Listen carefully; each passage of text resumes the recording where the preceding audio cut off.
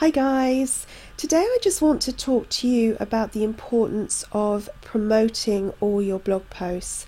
So obviously a lot of us, we put a lot of attention on making sure that our blog posts look good, we create a nice image, etc. But as much as it's good to put your blog post up, obviously that's the first step, you also need to make sure that you promote it as much as you can. In fact, the promotion, the sharing is just as important as writing the blog post itself. So let me just show you how I go about doing mine when I've first written the post. So I'm going to take you into this post here, which is on my site Cartwheels Across the Sky. It's just a post about, treating ourselves better when we're self-employed. Now, one of the first things I always do once I've published the post is I make sure I share it. Now, the easiest way to do that is to have either a share bar at the bottom of your post. Sometimes you'll see share buttons at the side. You can use a plugin called Add This. This one is actually called the Simple Share Buttons Adder. I use WordPress for my site. If you've got a blog or something like that, you probably have the buttons already built in. Obviously I like using WordPress because I host my sites on my own domain, but whichever way you're writing your blog, that's as less important than actually sharing it consistently. So if you're looking for a share bar, have a look at Simple Share Buttons, or just go to wordpress.org and type in share bars. You'll see lots of different ones come up. Always check that they've had a lot of installations, that they are this is for wordpress.org users now, that they are compatible with the latest version of WordPress, that they're updated frequently. You don't want to install a plugin that hasn't been updated for a year, or when you go to the reviews, etc., the support, you see that there's loads of issues. So here you can see it has got a lot of 5-star reviews. There's not any problems going on in the sense of the support. The support is getting sorted out. So just have a look through, find one that works for you. Then as soon as you've published, you want to just work through consistently and share to, all the normal places. You've got Facebook. Actually, with this share bar, you can choose which ones you want to have on there. Now, you might want some on there that you don't actually use yourself, because as much as this share bar is for you, it's also for the people that read your blog post. So when they get to the bottom, they might think, I really enjoyed that post, I'm going to share it on Facebook or Twitter or wherever. So you don't necessarily have to be using all of these. I tend not to have too many others, because I think if you've got ones that look ridiculous, in the sense that there's hundreds of buttons at the bottom, that can be more off-putting. I mean, really, you do want to focus people's attention more on the social media ones. So obviously work through Facebook, Twitter. Now, when you share your post, it's always good to have a nice image in the post, because this is what's going to show up when you share. Now, you don't always have to put the title of the post. I did on this one, because I think then when I pin it to somewhere like Pinterest, people can see what it's about. They're more likely to click through than just something with, as much as the image is nice and it does sum up that it's about, working online, etc. The title just gives it that extra little bit of information. But not all of my posts have that, but I always include an image.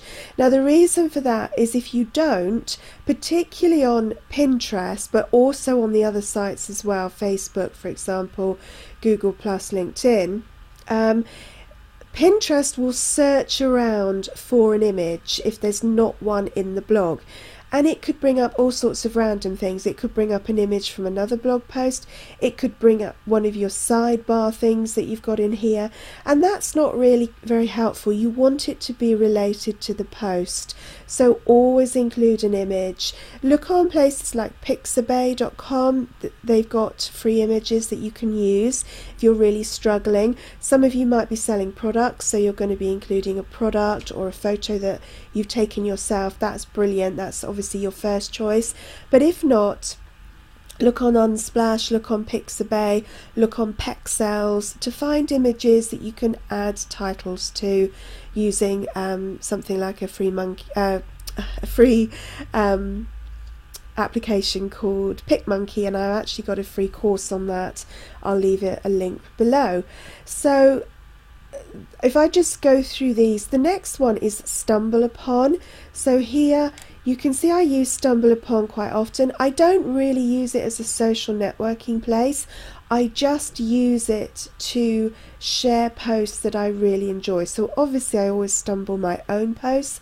I do actually stumble other people's when I see that bar as well. Now, sometimes you might not get an awful lot of traffic from StumbleUpon.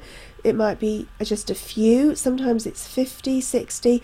Sometimes I've literally had hundreds of people coming from StumbleUpon, and on a few occasions I've had thousands. Now, I'm not saying the traffic is always the best high quality traffic in terms of conversion, but it is people that are interested in your topic. So, you know, if it's design, if it's the internet, if it's crafts, if it's pets, people have put those interests in, therefore you know that they are interested in what you've got to say. And I have had people, you know, purchase from me that have come from that channel, so it's well worth doing. Now the other one, obviously there's Reddit, which is a bookmarking site, and Dig, another bookmarking site. I add those. I don't always bookmark my posts. Sometimes I do, sometimes I don't.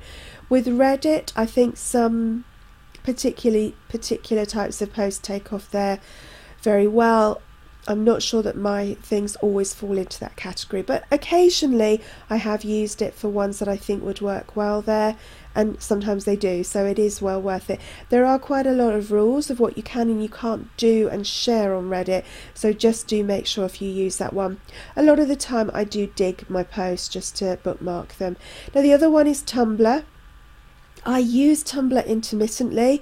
I can't say that I use it all the time, so you know, it's up to you to decide. If you're a big user of Tumblr, you're going to want to have that one there, and you might want it there because other people will share your posts.